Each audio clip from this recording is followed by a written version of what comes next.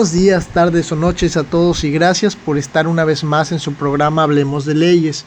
Como siempre, su servidor, el licenciado Luis Jesús Carreño Vargas, me encargaré de responder varias de las preguntas realizadas por la audiencia, la que a resumidas cuentas es si una reforma constitucional puede ser considerada inconstitucional. La respuesta concreta es sí y no a la vez, porque en cuestión a tratados internacionales ratificados por México, una reforma constitucional que viole derechos humanos debería ser considerada inconvencional, pero mejor vamos a fundamentarlo. En primer lugar, veremos las bases que justifican el por qué puede ser inconstitucional una reforma constitucional. Para comprender esto tenemos que tomar en cuenta dos definiciones estructurales de la Constitución. Una es el principio de identidad constitucional y el siguiente es el núcleo duro de la Constitución.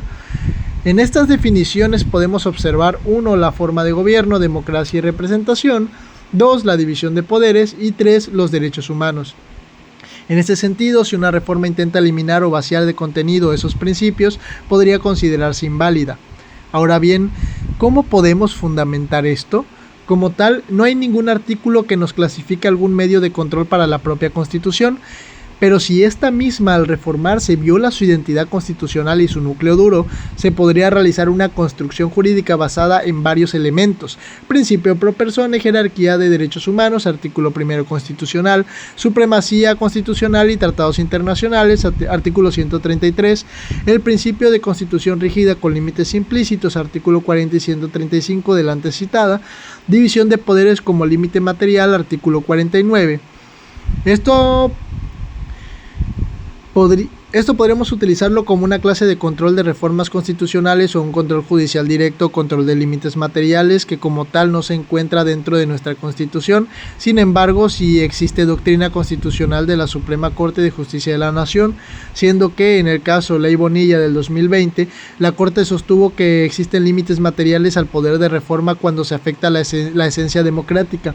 Aunque no lo llamaron expresamente control de constitucionalidad de la Constitución, lo hicieron en los hechos. Por otro lado, tenemos la tesis aislada P/J 20/2014, que reconoció el control de convencionalidad incluso frente a normas constitucionales.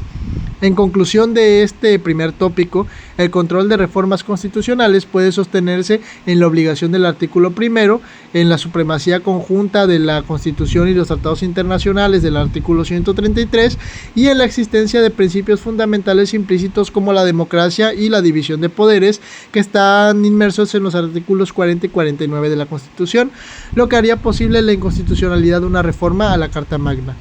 En segundo término, y respondiendo al por qué una reforma constitucional que viole derechos humanos no puede ser inconstitucional, tenemos que recordar en primicia la reforma al Poder Judicial de la Federación, lo que sinceramente compromete muchísimo la independencia judicial, pues ahora este contrapeso del Poder Ejecutivo y Legislativo se viste con una bandera color guinda, por lo que de comenzar a realizar, como lo están haciendo, cambios drásticos a nuestra Carta Magna, estarían cometiendo la paradoja del suicidio constitucional, que prácticamente es autorizar la destrucción constitucional, pues en este supuesto el Poder Judicial está con las manos atadas, mucho peor, es amigo del enemigo.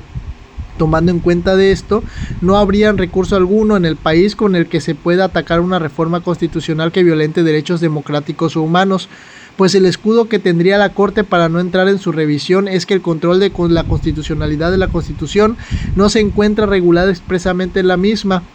Apegado a ello, el artículo 105, último párrafo de la Carta Magna, establece que son improcedentes las controversias constitucionales o acciones de inconstitucionalidad que tengan por objeto controvertir las adiciones o reformas a esta Constitución. Entonces, y bajo este supuesto, ¿qué podríamos hacer? La primera respuesta sería que la mayoría calificada reforme nuevamente la Constitución para que ésta vuelva a cumplir con los tratados internacionales y con los principios de identidad constitucional y núcleo duro de la Constitución.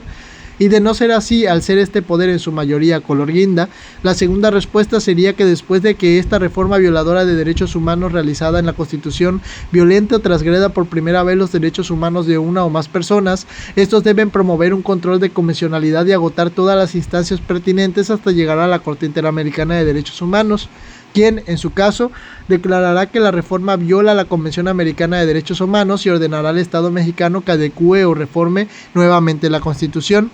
Ejemplo de ello lo tenemos en el caso Artavia Murillo contra Costa Rica o caso Personas Dominicanas y Haitianas contra República Dominicana.